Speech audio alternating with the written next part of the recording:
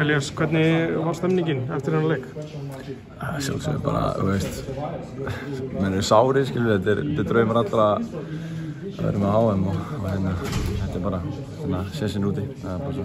Þetta er ekki eitthvað svo tvöfaldur vörslu og leið nú ekki langa tími fyrir þetta að taka boltann úr markinu? Nei, þetta er eins og þetta er, þú veist, við hefum ekki að fá okkur svona einföld mörk, finnst mér, þetta er svona, menn er smá svoandi og ég líka, þú veist, hann fara að lauma sér fyrir framan að neitt segja neitt og þetta er bara eitthvað sem við erum að skoða. Hvernig er bara leiðið með þennan leik?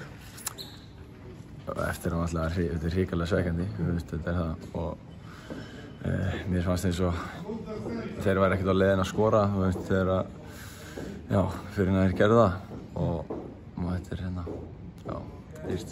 Fannst þið að gameplani hjá ykkur að virkaði 80 mínútur? Já, þú veist, þetta er svona, þetta er bara, þú veist, það er erfitt að segja eitthvað, maður er bara hrikalega svekktur og já, þetta er tækifæri sem að horfa á.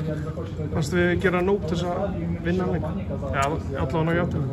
Já, jafntefli, þú veist, ég held að svona, við vorum alveg undir mikil pressu, þeir voru mikið með boltann í seinna leik. Já, á sama tíma þá leið mér ekki eins og þeir væru að fara að skora, þeir eru hættulegir. Já, en þetta er boltinn, þú veist, það er bara litla atriði.